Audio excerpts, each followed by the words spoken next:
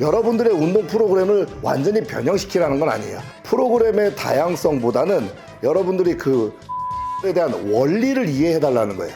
이 원리만 알면은요, 사실 여러분들 스스로가 프로그램을 짤 수 있는 능력이 되거든요.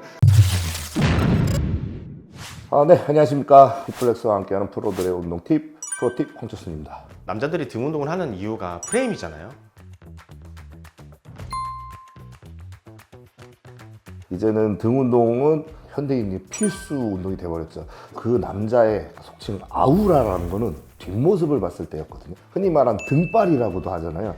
그 등발이 좋아야지 사람이 덩치가 커 보여요. 등에서 보여지는 이 넓이감이야말로 상체에 대한 이런 피지컬적인 부분에 대한 만족도를 올릴 수가 있고, 등이 발달이 돼야지만이 상체에 대한 폭발적인 에너지를 쓸 수가 있어요.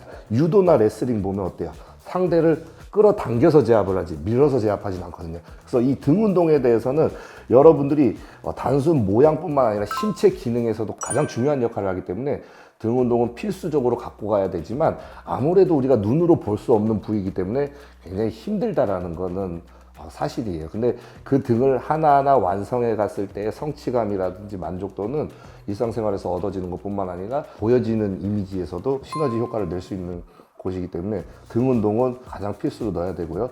그 중에서도 프레임 운동이라고 하면 넓게 잡고 하중을 끌어올리는 동작, 로우 동작을 통해서 두께감이 생긴다라고 하면 그 사람의 등은 사실 잊지 못할 프레임이 되겠죠. 아무래도. 2화에서 프레임에 대해서 좀 설명을 해주셨는데, 심화 과정으로 좀 더 보충해서 프레임에 대해서 설명해 주실 부분이 있으실까요? 제 기준에서는 이제 일반인들도 역삼각형을 만들려고 하면은 등 하부가 굉장히 중요하다라고 얘기했어요. 여기서 좀 더 이제 이해를 더 깊게 들어가려면 상체에 대한 모든 기능성은 이 견갑골의 회전에 따라 달라요. 우리가 랩풀다운을 당길 때는 하방 회전을 하잖아요. 그리고 올라갈 때는 상방 회전을 하잖아요. 그럼 이 견갑골의 바깥쪽을 채우느냐, 이 안쪽을 채우느냐, 프레임을 만들 거면 이 견갑골 바깥쪽, 대원근, 소원근, 그리고 광배근, 여기를 채우고, 견갑골의 이 안쪽 하부 승모근, 중부 승모근, 이제 상부 승모근까지 이렇게 발달이 되면은 역삼각형 모양이 승모부터 어깨선으로 타고 이렇게 내려오죠. 견갑골 가장 바깥쪽에 있는 대원근과 승모근, 근육의 범위는 작지만은 요 밑으로 뻗어져 있는 이 어마어마한 광배근까지 자극을 하려면은 아무래도 이제 당기는 동작에서 응용 동작이 많이 들어가야 될 거예요.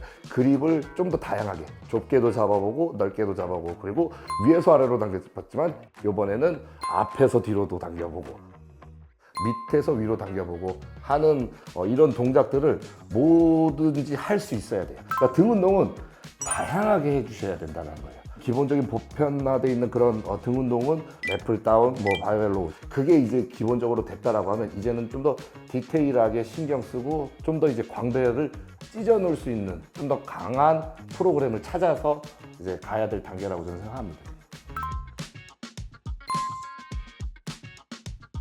제가 봤을 때는 이제 팔꿈치가 아마 옆구리 쪽에 견착이 잘 안 돼서 그런 걸 수도 있어요. 하부로 가기 위해서는 슬개골 밑에 팔꿈치를 최대한 옆구리 쪽으로 갖다 대서 엉덩이 쪽으로 빼줄 수 있어야지만이 광배 하부 쪽에 타깃이 돼요. 그래서 중량 선택이 잘 돼야지만이 내가 뇌에서 지시하는 각도대로 갈 수가 있지만, 중량 선택이 좀 무거우면 뇌에서 지시하는 대로 안 가요. 내 몸이 유리한 쪽에서 들어요. 그러면 나도 모르게 상체가 자연스럽게 일어나 버려요. 상체가 일어나가지고 상부 쪽으로 많이 분산이 되는 경우가 많은데, 프로 선수들조차도 사실 승모근 훈련이라든지 광배 상부는 잘 안 해요. 근데 많이 발달된 게 뭐냐면 바벨로우에서 마지막에 이제 힘들었을 때 상체가 일어나면서 발달된 근육들이었어요, 다들. 저는 두 가지 다 접목을 한다는 게 좋다라고 봐요. 원암으로 할 경우에는 더 가동 범위가 커질 수 있겠죠. 그리고 이제 투암으로 할 경우는 고중량 리프팅이 또 가능하고요. 고중량으로 선피로를 주고 그 다음에 한쪽씩 쉬어가면서 교대로 디테일하게 신경 써주는 것, 그런 운동법이 인상적이다 볼 수 있죠. 자, 오늘 등 운동 두 번째 시간인데요. 지난 시간에 바벨로우는 오버그립으로 했지만은 오늘은 언더그립으로 한번 가보도록 하겠습니다. 언더그립은 광배 하부 쪽에 좀 더 집중을 하기 위해서 손을 거꾸로 잡고 하는 거예요. 그래서 밑에서 잡고 발을 이 무릎, 슬개골 밑에서 시작하는 거예요. 그럼 상체가 좀 더 많이 숙여지겠죠. 이 상태에서 그대로 배꼽 아래로 당겨주시는 거예요. 이런 식으로. 후, 후. 언더그립으로 했는데 자꾸 윗등이 먹는다, 허리가 아프다라고 하시는 분들이 하다가 이게 힘드니까 점점 상체가 일어나는 거예요. 그럼 팔꿈치가 엉덩이로 빠지는 게 아니라 위쪽, 어깨 쪽으로 빠지게 되죠. 그럼 윗등이 돼버리거든요. 그래서 항상 상체를 많이 숙인 상황에서 엉덩이 쪽으로 뺄 줄 알아야 돼요. 이렇게 팔꿈치가 살짝 엉덩이 쪽으로. 네. 팔꿈치가 너무 벌어지면 안 돼요. 최대한 옆구리 스쳐서 당겨줘야지 광배 하부 쪽으로만 들어갈 수 있다는 거예요. 최대한 반동을 죽여야 되고 중력에 그대로 맡겨서 밑으로 빠져야 돼요. 그러니까 이 바벨이 몸에서 멀어지면 안 돼요. 그러니까 어깨를 과하게 뺀다고 이렇게 밀어주는 게 아니에요. 그냥 중력에 맡겨서 내려줘야 돼요. 제일 중요한 거는 수축이 먼저 돼요. 수축이 1번이 돼야지 그 다음 2완이 되는 거거든요. 버티면서 내려가주면 등의 긴장이 계속 유지가 된다는 거예요.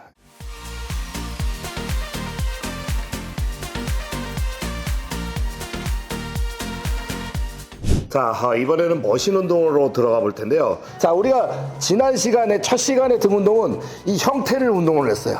그럼 형태가 이제는 좀 더 디테일하게 안으로 들어와서 층이 지게 만들어야 돼요. 그렇게 되면은 등이 더 입체감이 있고 더 볼륨감이 있고 더 넓어 보인다라는 거예요. 자, 우리가 랩풀 다운 위에서 아래로 찍어 내리면 어디라고 했어요? 광배 넓이와 하부라고 그랬죠. 자, 이번에는 더 깊게 갖고 가려고 언더그립으로 잡은 거예요. 근데 각도가 위에서 아래가 아니라 살짝 이마에서 아래쪽으로. 그러면은 광배의 안쪽까지 더 디테일하게 들어갈 수 있다는 거여서 좀 더 깊게 수축을 하기 위해서 원암으로 해서 끝까지 당기되 대신에 시선을 팔꿈치 따라 끝까지 가게 되면 살짝 어깨가 끌어당기면서 트위스트가 될 거예요. 자, 깊게 뺄 수 있다는 거죠. 이런 식으로 더 깊게 쭉. 자, 각도를 자세히 보시면 살짝 몸 앞으로 내줬다가 그 다음 팔꿈치를 엉덩이 쪽으로, 확실히 팔꿈치가 엉덩이 쪽으로 빠지는 게 보이죠. 이때는 또 여기서 중요한 게 뭐냐면 우리가 그냥 의자에 끝까지 당겨 앉아서 뒤로 기대면서 당기는 경우가 있어요. 뒤로 기대서 당기는 것보다 엉덩이를 살짝 뒤로 빼가지고 가슴을 앞으로 내밀어서 밀착시키게 되면 더 강한 고립감이 들 거예요. 대신에 무게는 많이 다를 수가 없지만 이보다 가동 범위가 더 훌륭한 범위는 없어요. 자, 많은 분들이 또 이런 운동 영상에 대해서 궁금증을 유발해요. 우리 헬스장에는 저 머신이 없는데 그럼 어떻게 해야 되냐라고 하는데, 머신이 중요한 것보다는 이 머신이 움직이는 가동성, 가동 범위, 그러니까 각도가 굉장히 중요하다는 거예요. 굳이 이 기구가 없다 하더라도 이런 기구 유사 머신이 있을 테고, 이게 없다라고 하면 여러분들 케이블에서 이렇게 각도를 만드시면 돼요. 자, 내려왔을 때 긴장을 유지한 상태에서 다시 당기는 거예요. 근데 여기서 완전히 힘을 쭉 빼가지고 완전히 늘리면 오히려 어깨 부상이 생길 수가 있기 때문에 광배는 계속 긴장 상태를 유지하고 끝까지 당겨주는 연습. 끝까지.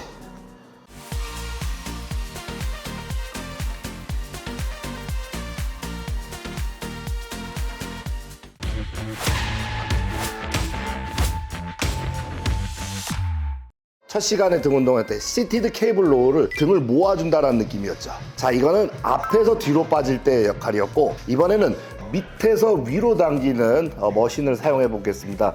등 운동이라는 거는 팔꿈치가 어디서 어디로 당기냐 이거예요. 밑에서 위로 당겼냐, 살짝 15도 앞에서 뒤로 당겼냐, 45도에서 당겼냐, 완전히 90도에서 당겼냐. 확실하게 팔꿈치 각도에 대해서는 차이를 줘야 돼요.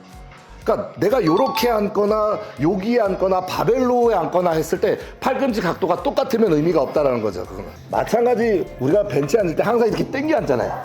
저는 그것보다 엉덩이를 살짝 뒤로 빼서 가슴만 살짝 기대해 주기를 권장을 하고 있습니다. 팔꿈치의 각도만 보시면 돼요. 아까는 이마에서 엉덩이 쪽이지만 이번에는 엉덩이에서 위쪽으로 빠져주는 거죠. 이렇게.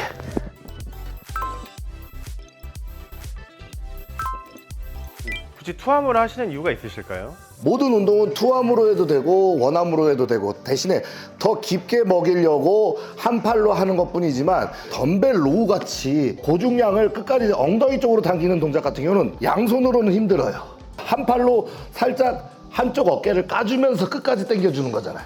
자, 근데 윗등은 한 팔로 해서 끝까지 까준다고 해서 위로 끝까지 가는 건 아니거든요. 이게 한 팔로 한 거랑 양팔로 한 거랑 가동 범위가 똑같다라는 거예요. 등의 상부 쪽이거든요. 상부라고 하면 거의 이제 승모, 중부 승모, 그리고 극하근, 능형근 이 소근육들이에요. 되게 따지고 보면 우리가 큰 근육을 건드릴 때는 가동 범위를 무겁고 크게 해야 돼요. 하지만 이거는 작은 근육을 건드리는 동작이기 때문에 가동 범위가 짧아 보이거나 아니면은 뭐 원암처럼 안 보일 수는 있지만 실질적으로 이 작은 근육의 데미지는 충분히 줄 수 있다고 보거든요. 뭐 효율성을 따지면은 양손으로 한 세트 하는 게 더 빠르겠죠.